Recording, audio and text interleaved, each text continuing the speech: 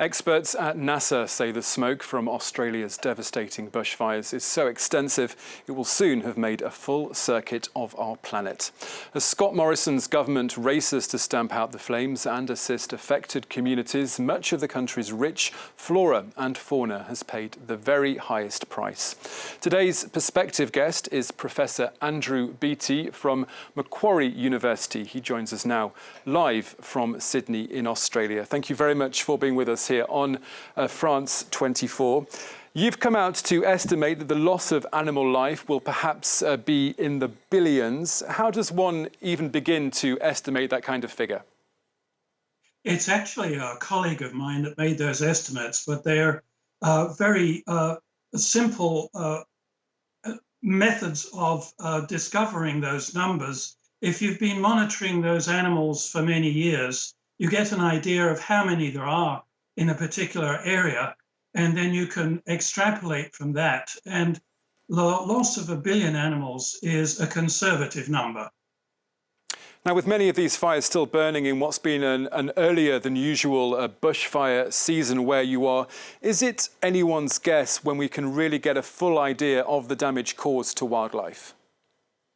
No, the full story may take years to be known, as a lot of these ecosystems, although some of them are well adapted to fire and we can expect them to return within 12 months or less, other kinds of vegetation, particular kinds of forests, have never burned before, so far as we know. And so what happens to them, whether or not they will recover, is a matter of guesswork at the moment. Now, when the bushfires are finally stamped out, presumably the battle to try and protect wildlife continues. Yes, there are a great many small groups set up to help the injured wildlife, and there are plans to actually fly over devastated forests and drop food for starving animals that have actually survived and have been left behind. And, excuse me, one of the interesting developments, dogs have been trained to discover wounded animals in the forests so that the helpers can go and find them and take them to animal hospitals. Now, much of the flora and the fauna that's been destroyed is native to Australia. Just what kinds of problems does that pose in terms of rehabilitation? Well, for a lot of Australian animals have already been hit very hard by European colonization. And there are a large number of them which are often very poorly known, which have small ranges and start with small numbers to begin with, maybe in real danger of extinction, and some indeed may have already gone extinct, at least locally. Now, our TV screens and newspapers have been filled with rather heartbreaking images of dead or injured animals that have been affected by this bushfire crisis.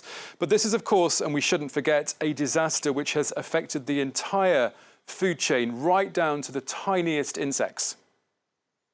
That's correct, and that's one of the greatest worries. When the vegetation is burned black, and when all of the smaller animals from the food chain have been killed as well, then it is very difficult for the wildlife to find food, even if they've survived.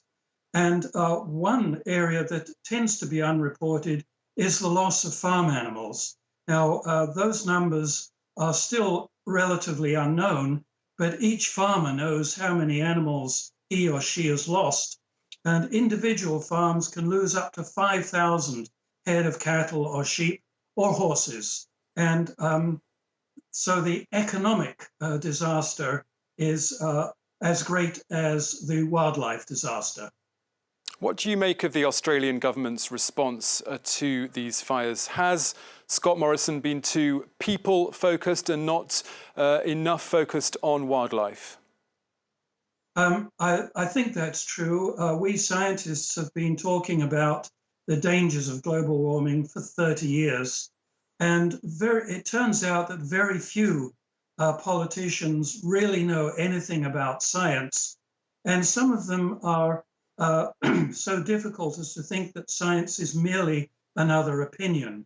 So these fires may have had a good side in the sense that a lot of politicians have finally woken up to the fact that global warming is real, it's not in the future, that the climate is already changing.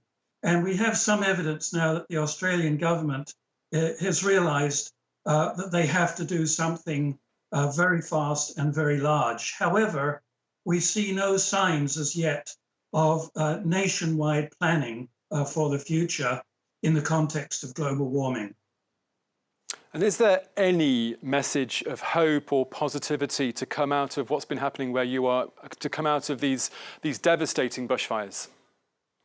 Yes, I think the first is, as I just mentioned, I think the political system will now wake up to the reality of global warming. Most of the economic system, aside from the fossil fuel industry, is well on board. The fossil fuel industry still denies it, of course, and they've been influencing the politicians, but that is changing.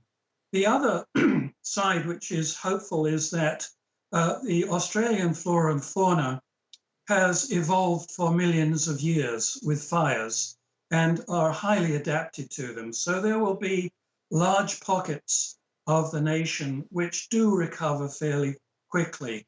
Other areas, we don't know what will happen to them yet. OK, Professor Andrew Beattie from Macquarie University in Sydney, Australia. Thank you very much for being with us for today's Perspective segment here on France 24.